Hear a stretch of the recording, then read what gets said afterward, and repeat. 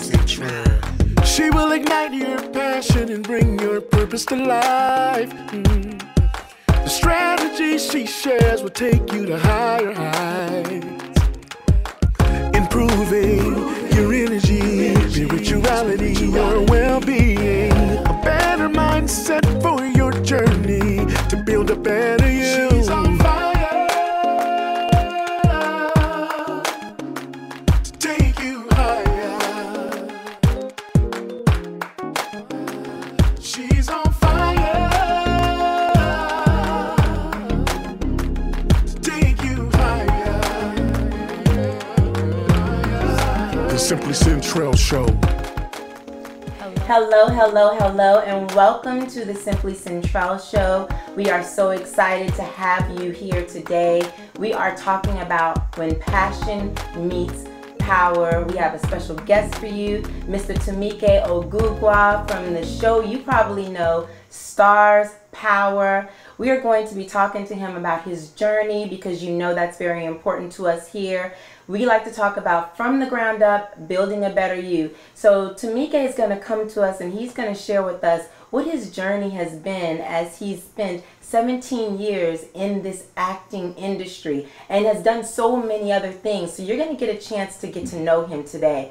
So I want to take a moment really quick to remind you to like, share, follow on Instagram, Facebook, and Twitter. And don't forget to check us out on YouTube at Simply Centrell. Also, as you're participating in the conversation, make sure you use the hashtags Passion, Simply Centrell, and Building a Better You. So, we also want to thank our supporters, all of those folks that make the Simply Centrell Show possible. We could not do it without you. Everyone knows it takes a village. So, without further ado, I'm going to bring on Tomike Ogugua. He's Skyping in from New York. We are so excited to have you, Tomike. Thank you for having me. I'm excited to be here. Yeah. Yes, I'm excited for you to be here. We are doing some big things today. We have some firsts going on. So amazing for you to join us with all of the things that you have going on. You know that you're big time. You're doing theater. You're doing acting. You're doing all types of movie. I mean, there's a lot going on with you. So yeah. In order for our guests to know exactly who you are, let me just frame it a little bit. I mean, you're an activist, you're an actor, yes. You are a teacher. I mean, and the list goes on, a philanthropist. So tell us a little bit about Tomike so our audience knows who you are. Okay. Well, I'm a Nigerian American, first generation, and I was born and raised in Durham, North Carolina. And I didn't start off acting. I actually started off in the broadcast world. I actually went to North Carolina A&T as a communications broadcast news major. Okay. And discovered theater in my, in my coursework. So that leads me here to you today. So you should be interviewing me. That's what you're saying. You should be interviewing me. It still might be possible. I might make my foray back into radio one of these days. You never know. Okay. Well, you know where I am. I mean, look me up. All you have to do is find me at Simply Centrell. I got you. Shameless plug. No, I just want to make sure you don't forget. You know, I'm seeing you doing big things, you know. So here we're talking about from the ground up, building a better you. We like to share the tips and tools, strategies, things that you've learned on your journey with our audience. Right. So, you know, becoming an actor, you know, a lot of people see the glitz and the glamour, and you're doing big things because you're on Starz, that network, and you're on the series that everyone is talking about, Power, right? You're working right alongside Omari Hardwick and Joseph Sikora. I mean, executive produced by 50 Cent. So this is huge. I mean, you are in the spotlight, and a lot of people look at that and they don't realize there's a journey that took place before you got there, right? There's preparation. There's a lot of things that you had to do to put yourself in that position. So we want to talk about that, and I want to kind of start from way, way, way back, like when you were a kid. You know, what were you thinking you wanted to be when you were younger? Well, so let me take it back to the Genesis. To To the root. To the root. And, I love it. I don't think I said it as good as you, though. So here's the thing. You know, me being Nigerian, right? You have a few choices of career options, right? Doctor, lawyer, engineer. So, you know, I thought I was going to eventually become a lawyer, somehow in entertainment. So I actually looked into becoming an entertainment attorney. You know, the thought of being in school for that amount of time didn't appeal to me. So,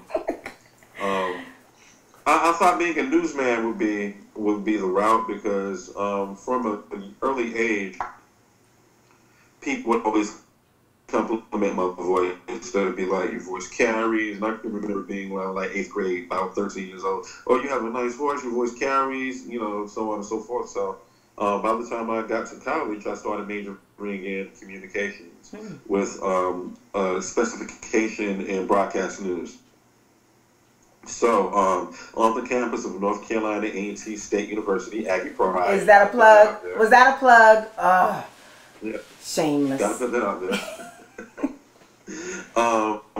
I was in Crosby Hall, you know, taking my classes, and along comes the speech class that I have to take because, you know, is part of my matriculation. Yeah. There are a lot of theater majors in there.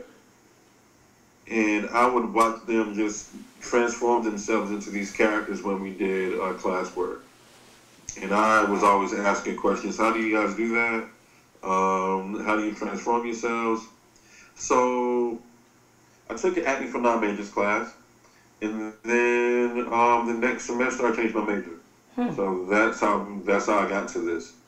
Wow, so college. So not kid, college. That's, you know, most people say, what do you want to be when you grow up? And they're asking you when you're 8.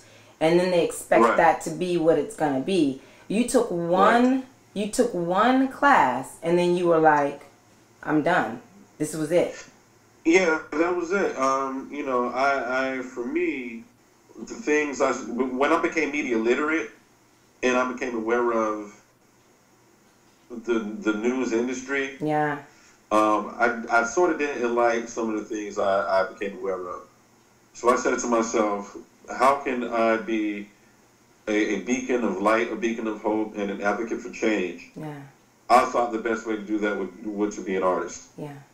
So I started training as an actor on stage and started doing, you know, a lot of Shakespeare, a lot of August Wilson work, James Baldwin, Langston Hughes, you know, and I graduated with a BFA in professional theater, then went on to study for a graduate degree at a university that will remain unnamed in Chicago. You don't want to plug that one? Is that what you're saying? No plug? No, I'm not plugging them. No, they know who they are. They gave me hell. But that's beside the point. But I learned from it. You know. So what I ended up doing was I got a day job in Chicago, and I started doing theater, a lot of theater in Chicago for a couple of years. So and then I made the leap to New York shortly thereafter.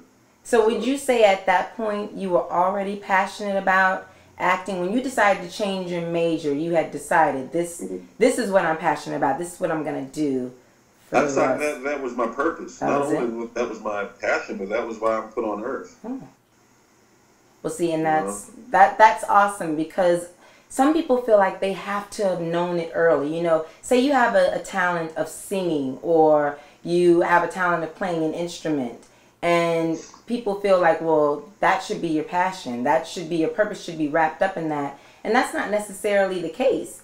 You know, you may not have the wherewithal to know what your passion is until later in life. And it could be in your 20s or your teens. It could be in your 30s. When it happens and you know, and then you can move in that. So that's amazing.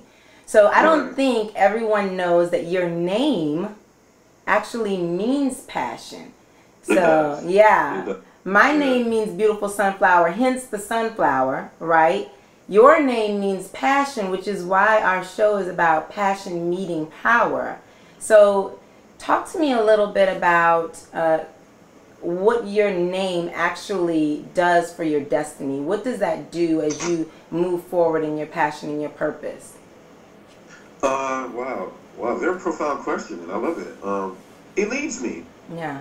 It really leads me in my purpose, because I can't imagine doing anything else. This is it. So I'm very, very passionate about not only my career, but the art, and giving back and teaching, and giving my knowledge and wisdom to the next generation coming behind me. Yeah. So it leads me definitely, just having meaning. And right now for me, it's about just leaving a legacy. You know, it's about legacy building at this point. You know, so yeah, definitely. Great question. Yeah, I love it. Keep them coming. Well, we want to know who you are, and so I have kind of looked at some of the different cultures in African culture. They have said that your destiny is in your name. So for your name to actually mean passion, it kind of makes me think, what does everyone else out there need to do? They might need to take a look at what their name means, and that may unlock the key to their passion and their purpose, the reason why they're here, right? Right. There's origination for everything. So you talked about being a teacher and an activist and philanthropist. What are some of the causes that you like to focus on or you give your attention to? Well, right now, the most immediate thing that comes to mind is sickle cell. Sickle cell research and trying to find a cure for this thing.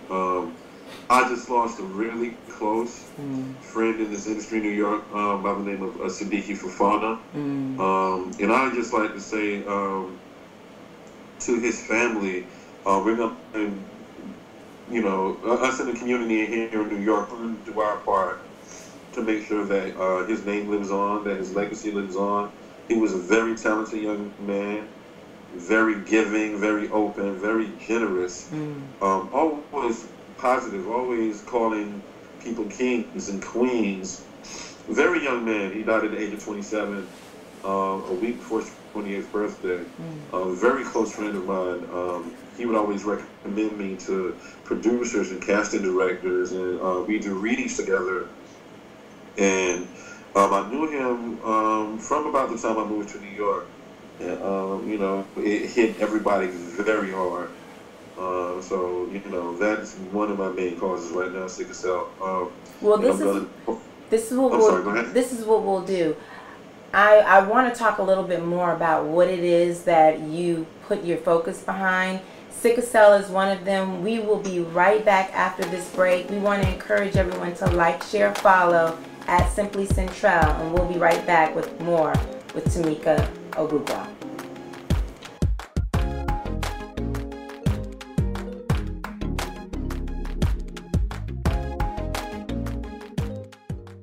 Parkway Mazda is where customer satisfaction is just not a slogan, it's our culture. I love coming here. It's like coming home. I feel like these people are my family. Which is very appropriate because that's how it is around here. It feels like family. Okay, I came to Parkway because my car was flooded in Hurricane Harvey, and they picked out a car, or we picked out a car, and it was in the right price. It was real easy. They pulled it around the front. I bought it. It was easy. They made me feel just like family. Once a customer, you become family. The people here at Parkway Family Mazda really do make you feel like family. Every experience has been a pleasant one, from the purchase to the repair to the finance. Come on and join the family at Parkway Family Mazda. At Parkway, we are deeply concerned for all who are affected by the recent flood. For a very limited time, take advantage of 5 months, no payments on new 2017 Mazdas, $1,000 rebate and $750 flood assistance, and 0% ARP financing for 60 months. Welcome back to the Simply Centrell Show. We are here with Tomike Ogugua, and we are talking about when passion meets power. And as we left before the break, we were talking about some of the different areas that Tomike is very focused on as an activist. One of them is sickle cell, where he lost a very close friend recently. And so we want to get back to that conversation, Tomike. So sorry that you lost your friend, and so awesome that you are still dedicated to the cause of finding a cure for sickle cell. Tell us about some of the other areas that you're dedicating your time to. Another area definitely will be diabetes. It runs in my family. It's affecting my family. I actually have a relative that passed away from diabetes as well. I think you're the first journalist I'm revealing this to, but I just got diagnosed with as being pre-diabetic. Oh wow! So I'm definitely taking better care of my health. I'm definitely like back in the gym a whole lot more, a whole lot harder. Definitely cutting out certain foods out of my diet.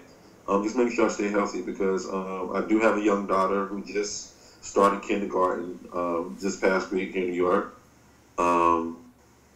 It's all about self-care at this point. Absolutely. So diabetes is one.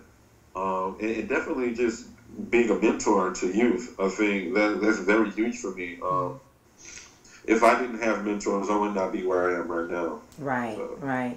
Yeah. No, that's awesome. One, thank you for sharing what's going on with you and that you are taking steps to not only improve your health because, right, the things we put in our body do matter, right? We want to make sure that our body is able to process everything and that we're giving it the right nutrients. So you are able to now address what you know. So you've said a lot.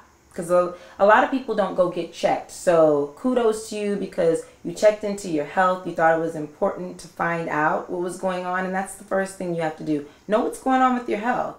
And then two, when you know what's going on and there are things to address, you need to address them.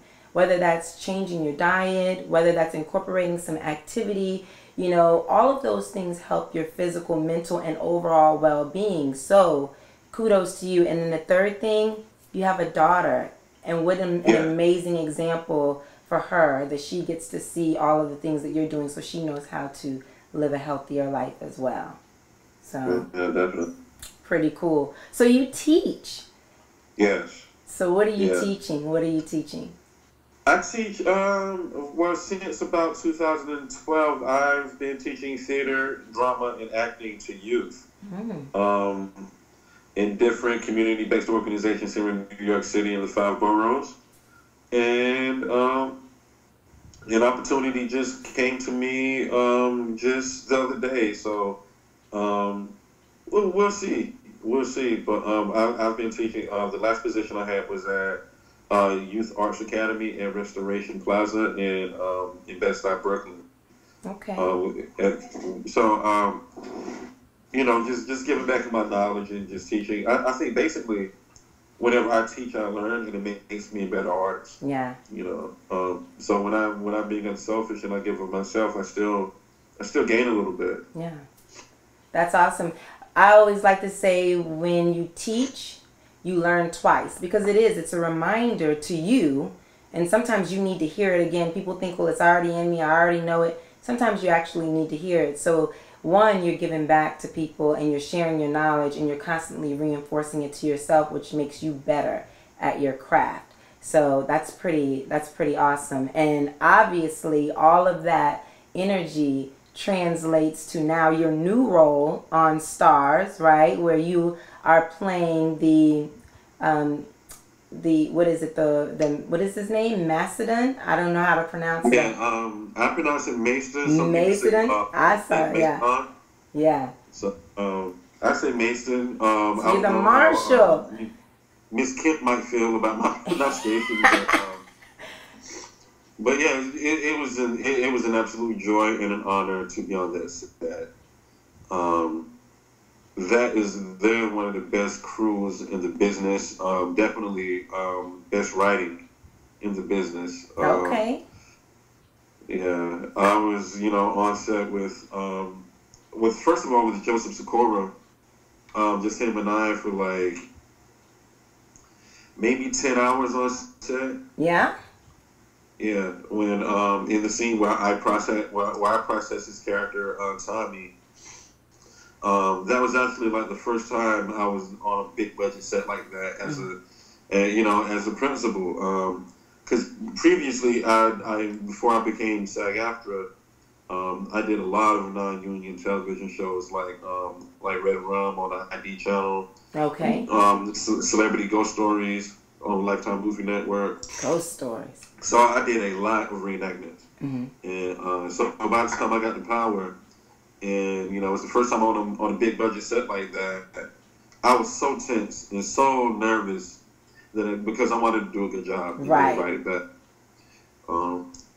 And I got invited back, so hopefully I'll get invited back again. Right. Well, you've been on season 2. You've been on season 4. I mean, that's repeat appearances. And not only that, well, you are gleaning, you are learning. Even in that time, you're learning from folks that are doing things. So do you feel like you were prepared for this role? Even though you were nervous, scared, all of that stuff, inside, did you feel like, you know what? I've done all the work. I've done the other parts. I've been in the shorts. I've done, stage appearances and theater. Now I'm ready for this. Did you feel like that? I did feel like that after the director took me to the side and kind of calmed me down. Yeah. That was tense. But after, he took me to the side and was like, hey, Tomike, just take your time, relax. I like that. The director talk, you know what I mean? Right. I went back and, did the scene with Joseph, and the rest is history. And then, of course, I get invited back for season 4 to play opposite Omari Hardwick, who is the lead of the show. Yeah. And he's a consummate professional. Mm-hmm. He stayed in character the entire time with me. He spoke to me as Ghost between takes. He didn't speak to me as Omari. Like, I saw Amari at rehearsal at the table read. Yeah. Where he introduced himself to me personally and said, hey, we're gonna rock out, we're gonna do, a good job, we're gonna have fun. And we shot our scene about 2 weeks later, and he was ghosted the entire day. Like, it was crazy to watch that. So how did that help you? Did that help you? Or did it kind of like freak you out? Like, wait, what's happening here? Oh, I was game for it. It helped me a lot. It helped with my character because he would tell me things between takes to affect his character, and I would do some of the stuff, and you see in the season premiere of the 4th season how we did it. Yeah. Okay. Well, and so here it is. Now you're on this big budget, because you're right, it is big budget, and I like that you said, you were tense. You were way tense, and you had to have some reinforcement, some encouragement. Someone had to take you to the side and say, hey, it's okay.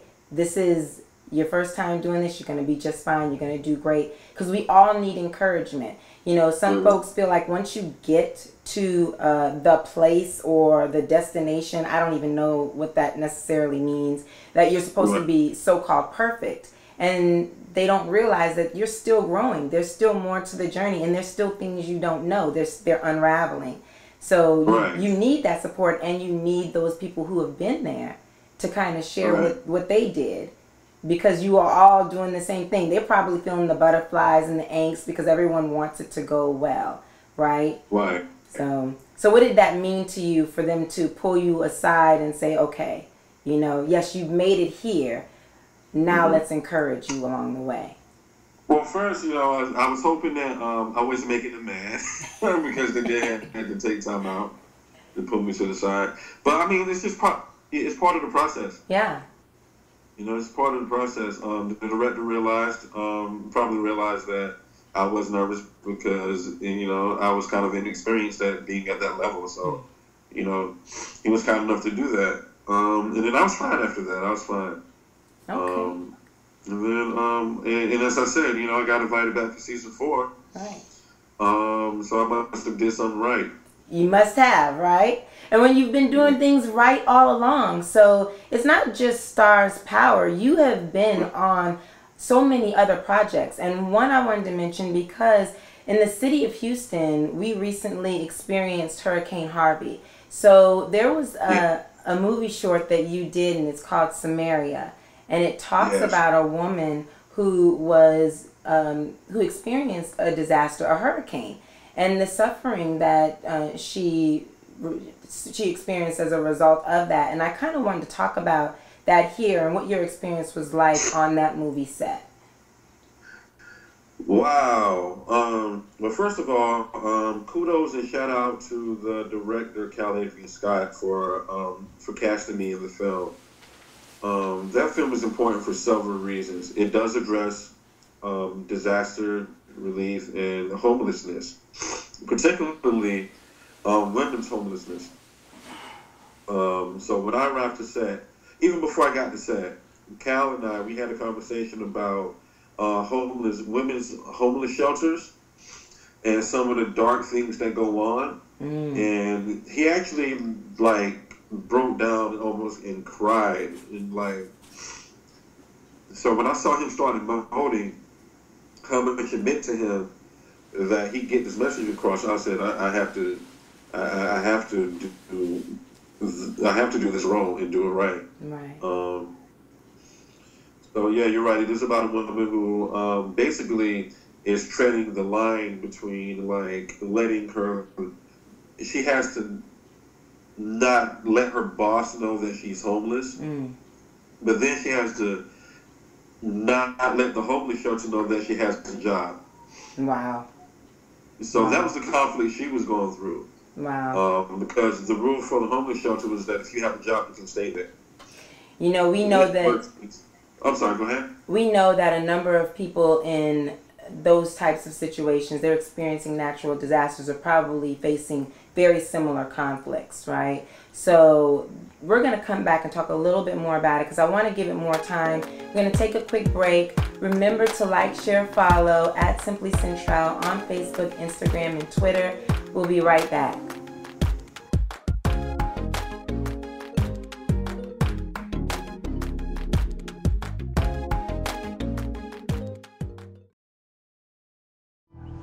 I called 911. Anything we can do to help, we will.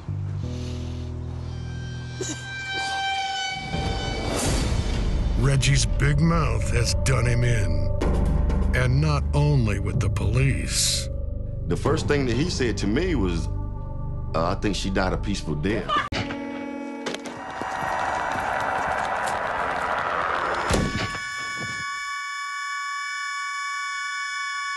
The victim was identified fairly quickly as Claude Hawkins. He was a black male. It was quite evident that he had been shot with what appeared to be a high-powered rifle. There's nothing taken. No witnesses, no shell casings, nothing.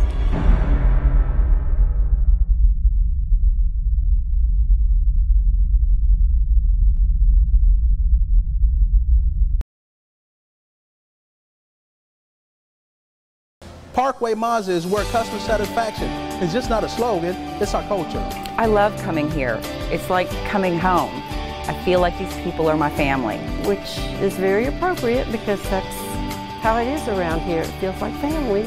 Okay, I came to Parkway because my car was flooded in Hurricane Harvey, and they picked out a car, or we picked out a car, and it was in the right price. It was real easy. They pulled it around the front. I bought it. It was easy. They made me feel just like family. Once a customer, you become family. The people here at Parkway Family Mazda really do make you feel like family. Every experience has been a pleasant one. From the purchase, to the repair, to the finance. Come on and join the family at Parkway Family Mazda. At Parkway, we are deeply concerned for all who are affected by the recent flood. For a very limited time, take advantage of 5 months, no payments on new 2017 Mazdas, $1,000 rebate and $750 flood assistance, and 0% ARP financing for 60 months.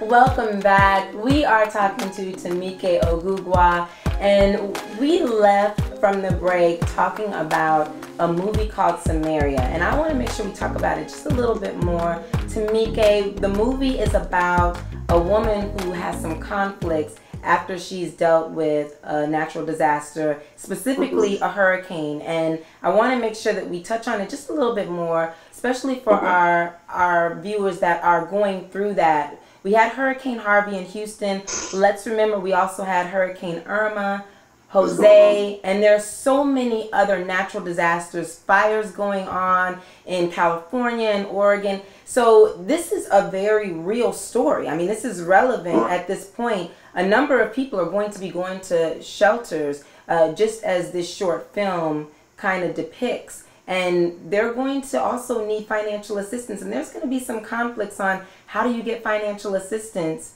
when you disclose the full truth, which may disqualify you. So you played a security guard on the film. Just tell me a little bit more about the impact of such a message the film was delivering.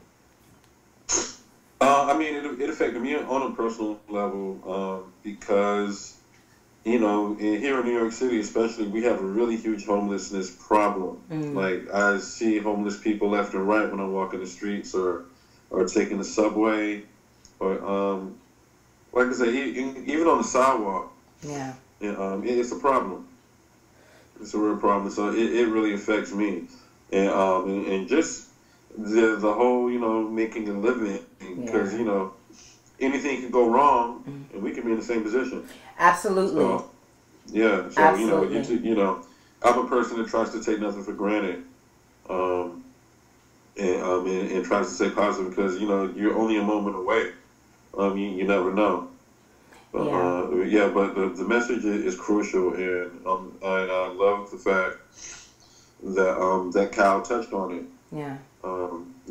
And so the really huge conflict that happens in the film is that one of the women in the film, who's played by Tatiana Ali, who you may know from Fresh Prince of Bel-Air, and a whole lot of other things, right? She plays a character that finds out that the lead isn't who she says she is. And so she instigates a fight, which results in the lead character being, being kicked out of the shelter. And it's my character that has to kick her out. Oh, wow. Once all this comes out, you know, I actually break up I don't want to give away the whole plot because I want people to go see it when it's released. Right.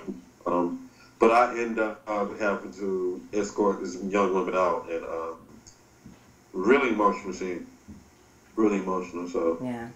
Well, you've touched on a number of things, and I appreciate you sharing that. The movie short is Samaria, and it has not been released yet, so we hope that our viewers go out, check it out, support you in the different projects that you are doing there, because I think that is timely. The fact that it hasn't come out yet with all that's going on, a release sometime soon would make it just that much more significant. These natural disasters that we're experiencing, I think, you know, God is trying to tell us something, you know, so we need to definitely pay attention. So, as you've gone through all of your projects, I know that there are some hidden talents that we aren't seeing as an actor. We're not seeing on the stage at the theater. What is this about being a hip-hop MC? Oh, and let me hear about this spoken word. You probably didn't know I was going to bring this up. I just wanted to make sure people know that you are multifaceted. Because let me tell you why I say that. I think it's important for people not to put you in a box, right? And the fact that you do so many things and you do them because it's what you enjoy, that's what's important. You know, you're not just an actor. I mean, you're an actor, you're a father, you're a hip-hop MC. I mean, you do spoken word. I mean, this is a number of stuff. You are a philanthropist and you're a teacher. I mean, we can go on, and I think it's important to feed our passions because we are creative beings. So why not? So tell me a little bit about that hip-hop MCing and this spoken word. You might even want to drop a couple lines for us. I don't know. I'm just, if the mood, let the mood hit you. Let it hit you. Wow. So basically, I started writing rhymes when I was about maybe 15, 16. And I didn't start taking it seriously until maybe I was about, when I got to college, when I was about around 18, 19. I started taking it seriously, and I started writing and actually started recording. So for those of you that you want to, take a listen to what I do, they can go by SoundCloud.com /Ogugua, OGUGUA. And they can hear what I have and take from it what they will. And some of my major influences are people like Common, people like Nas, Rakim. Definitely. I try to, I keep it lyrical, but I try to give you a message, and then I try to make the music enjoyable as well. And I give messages of hope and just of a young man trying to make his way through life. It's just another form of expression for me. Yeah. Definitely. I like that. So is that kind of like, is it maybe a little bit of a spiritual thing for you to do the spoken word and the hip hop MCing? Does it speak to a different part of you that maybe acting does not? No one's ever asked me that before. I would say yes. I would say yes because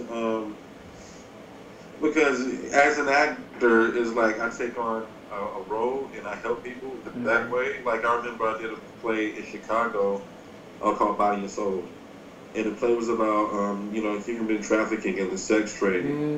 And so we had actual victims of the sex trade in the audience that walked up to me after, we did our bow. They were like, that was my life you did on stage. Wow. And that was it hit me in the heart. So that's how I can affect people on stage through, as an actor. But for me, writing is more of a therapeutic thing. Yeah. And I can also help people through that as well, people that can articulate the way that I can articulate. But for me, it is more therapeutic to get those emotions and feelings out there, definitely. Absolutely. And writing is therapeutic. I actually really am a proponent of writing, not just for lyrics and things like that, just for your everyday, your emotions, your thoughts, things that you want to accomplish. Put them down on paper, because it's one of those things, you write it down, it becomes real, like it becomes a part of you. That pen to the paper, which is an extension of yourself, it's right. Kind of a really cool process. And you talk about being on stage and you're actually taking on a role, like you are creating something greater and something that someone else has already given you, as opposed to something that you birth yourself, that comes specifically from you. And you mentioned the sex trade, the sex trafficking, and I don't know whether you knew this, but Houston is one of the largest cities for sex trafficking. So maybe one day when you're visiting Houston, you can come hang out and we can go and do some activism in that area, since it's one of the things that you really like to do. I'm down with that. As a matter of fact, there's a young woman from Harlem, New York, named Victoria Pinnell. She's, I believe, like 18 years old, and she's been a very vocal activist against sex trafficking here in New York City. Big shout out to Victoria and her mom. Victoria is now a freshman at Duke University, in my hometown in Durham, North Carolina. So be looking out for big things from this young woman. She's dynamic. So I think of her when you mention the sex trafficking things, because that's really a true passion of hers, is to go after sex traffickers and that whole thing. Yeah. So yeah. And you need people who have walked in that life, kind of like sharing their story. You and I can do those things as well. It says something when someone has lived it and they are now coming back, reaching back to help people get out of that situation, show them that they actually can. So yeah, I'd love for us to collaborate in that effort. So yeah, do it. Yeah, absolutely. So what we're going to do is we're going to take a break, and when we come back, we're going to start talking about some of the upcoming projects that you have going on. We want to know what else happens for you after passion meets power, because like I said, power is not everything. And I also know you have some other hidden talents, so I'm going to bring that up as well. So make sure to like, share, follow at Simply Centrell on Facebook, Instagram, and Twitter. Check out YouTube so you can see this interview replayed, and we'll be right back with Tomike Ogugua.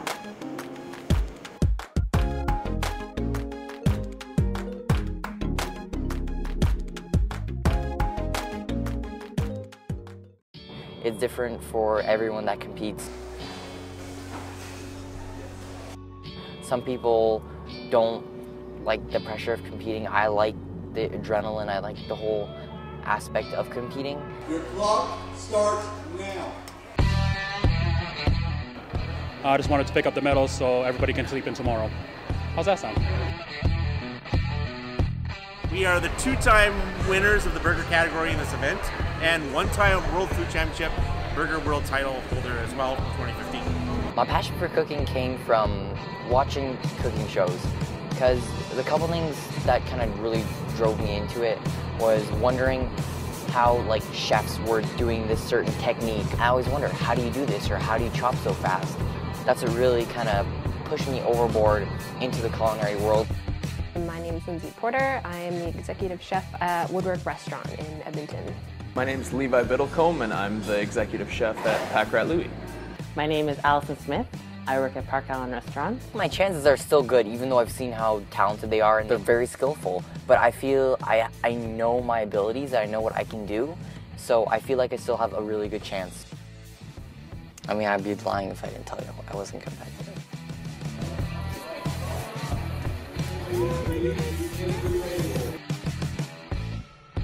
Oh, they're toast.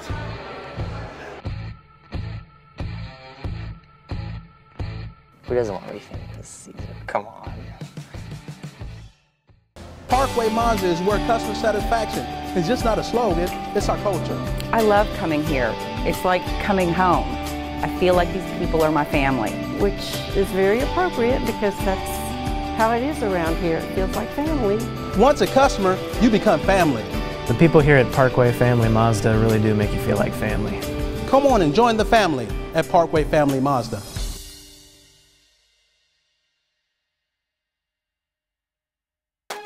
Welcome back. We are here with Tomike Ogugua, and we're talking about when passion meets power.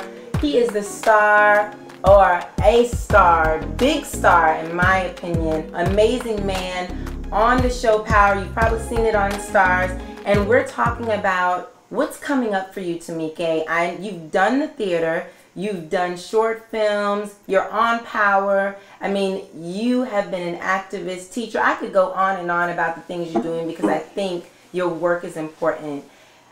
We know that everyone wants to make it, right? So all of these projects that you've had in your life, they culminate to something, and they need to culminate to your goals, right? The things that you have in your long term that you want to accomplish. You're leaving your legacy. We see that, and we appreciate what you've done to entertain us, to inspire us, to motivate everyone who's listening and watching to be their best, right? So tell me about what that project looks like, and or what your upcoming projects are that would make you feel like you've made it.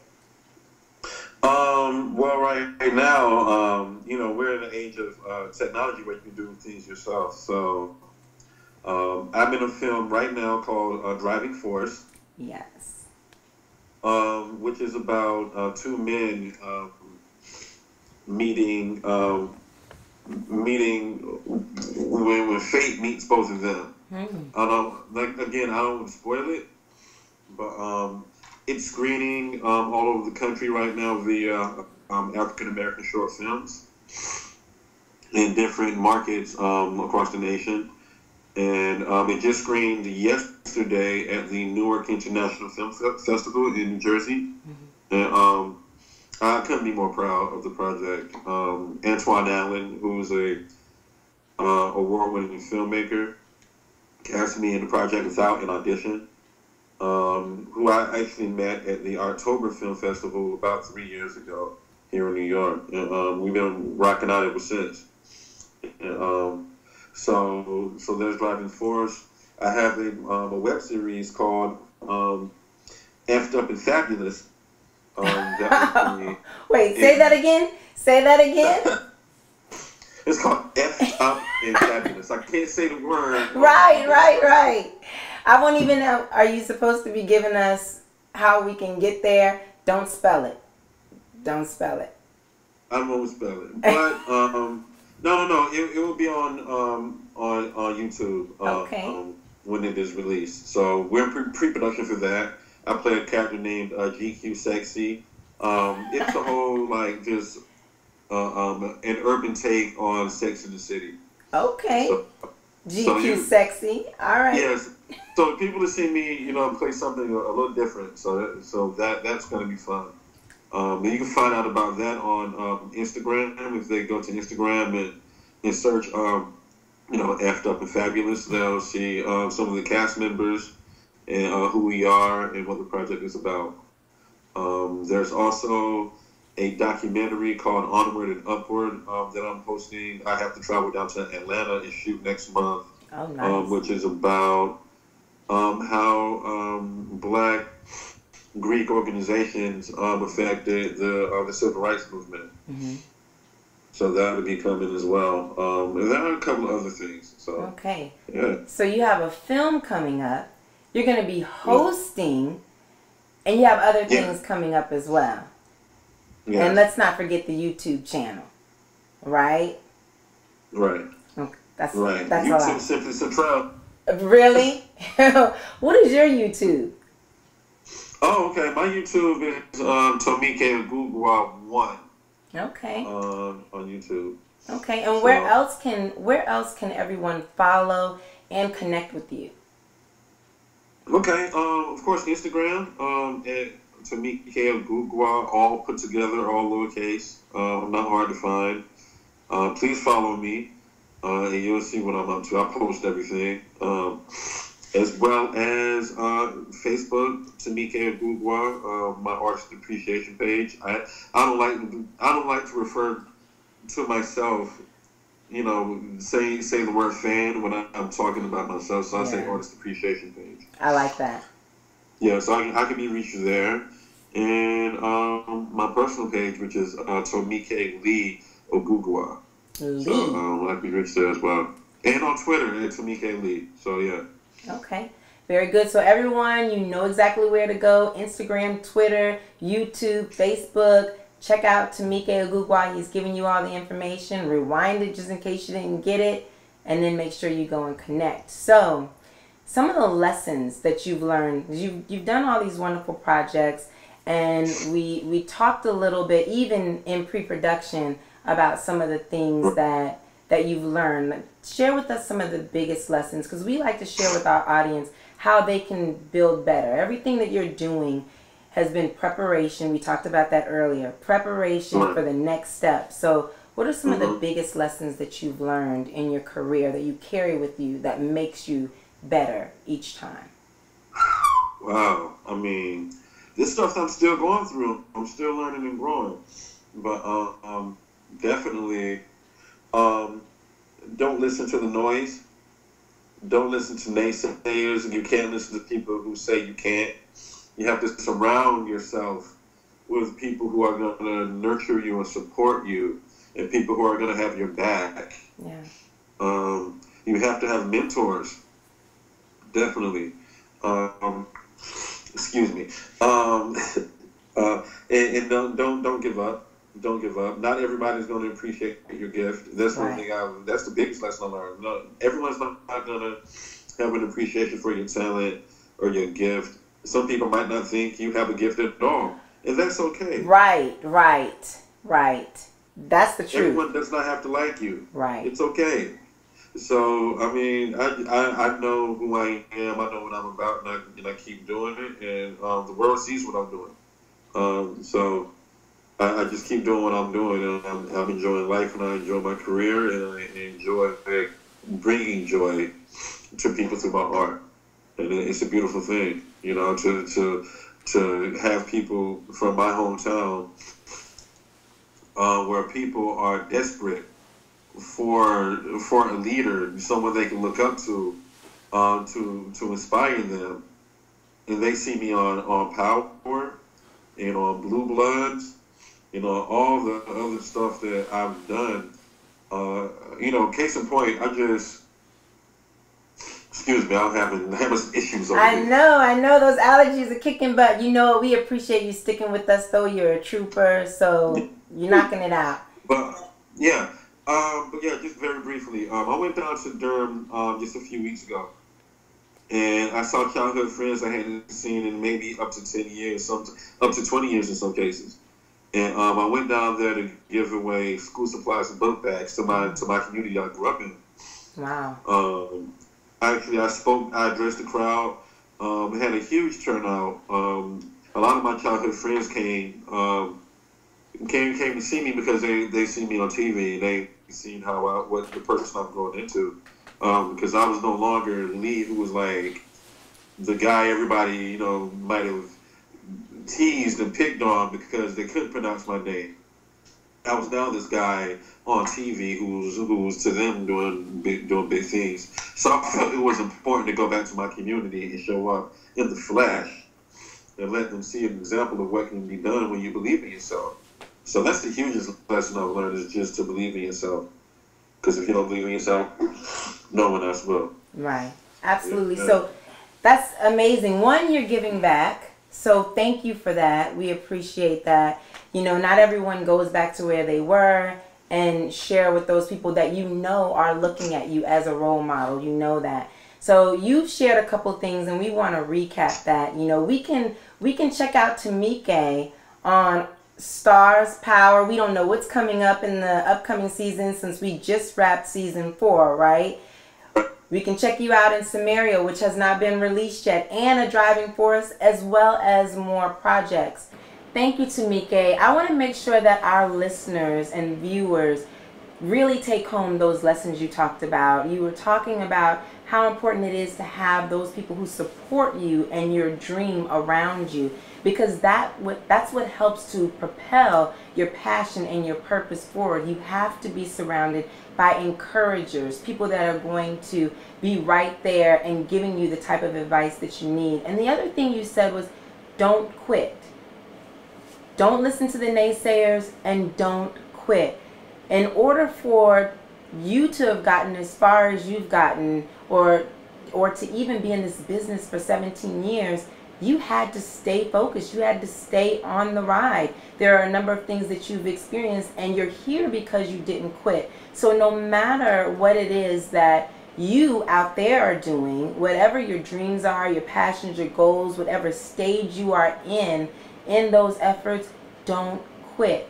And then you will see what this journey brings to you. So this has been an amazing conversation with Tomike Ogugua. We thank you for joining us. We are talking about passion meets power. You can check out Tomike on the show Starz Power, as well as A Driving Force and Samaria. Also, don't forget to connect with him on @Tomike Ogugua on Facebook, Instagram, Twitter, and YouTube, as well as @Simply Centrell on Facebook, Instagram, YouTube, and Twitter. We thank you for joining us today, and we hope to see you next time.